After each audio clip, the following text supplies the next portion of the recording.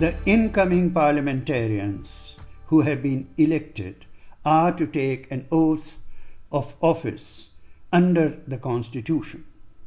If they take this oath according to this new Constitution that has been printed by the Musharraf government and which includes all the changes that Musharraf has included, will then be bound by their oath to treat that Constitution as the real Constitution of Pakistan, whereas all the political parties have been committed to the idea of not accepting these changes and in fact bringing the Constitution back to the shape it had in 1973 before the two military dictators, Ziaul and now Musharraf, made so many changes in it. The other big problem that has already emerged is the whole issue of the judiciary.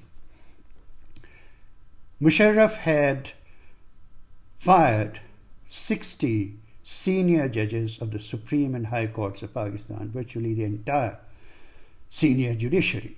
It has been the demand of the popular movement that these judges be restored, that this judiciary be restored, and that movement is picking up again. The lawyers' movement has said openly that they are going to give the new parliamentarians until March 9th to restore the old judiciary. Otherwise, there will be a lawyers' march from all over the country leading and converging on Islamabad. And the political parties are in a quandary.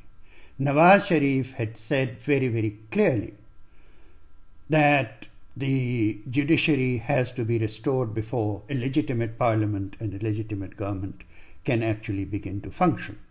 Asif Zardari was less clear about this, but had in some way or the other committed himself to that position. Musharraf is adamant that that judiciary cannot be brought back. The US foreign policy is still very much in crisis. Bush administration, and indeed it's some sort of a bipartisan consensus in Washington, seems to be backing Musharraf in a way that the Pakistani political class, Pakistani people, Pakistani masses in general are not willing to accept. The time for the US in the Afghanistan war is running out, therefore the pressure is going to only mount, but now the forces are emerging in Pakistan which will resist that pressure even more than they ever have. A very, very interesting issue is the government of the frontier province, northwestern frontier province, where most of the Islamicist insurgency is located. The Islamicists have been routed out by these during these elections, and ANP, Awami National Party, led by Asfandiar Wali Khan, has won the largest number of seats, followed by the People's Party. ANP is a doggedly secular, somewhat left of center party, which has in the past also represented Pashtun nationalism and is asking for a very high degree of provincial autonomy. They are deeply opposed to American policies in Pakistan.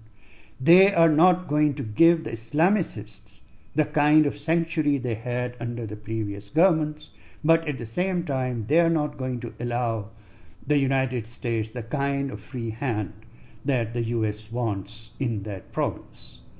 That itself is going to be a source of very great turbulence, I would say, so far as relations between the United States, the central government in Islamabad, and the provincial government in Peshawar in the province bordering on Afghanistan.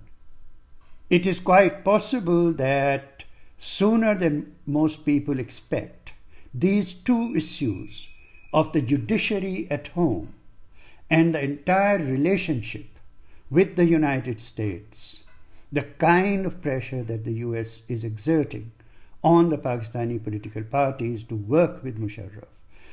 These two issues will create a great deal of turbulence in Pakistan even before the parliament really begins to function in a proper manner. So, in short then, the democratic upsurge in Pakistan goes on. The elections have been not the climax, but the beginning of that great democratic turmoil that has gripped Pakistan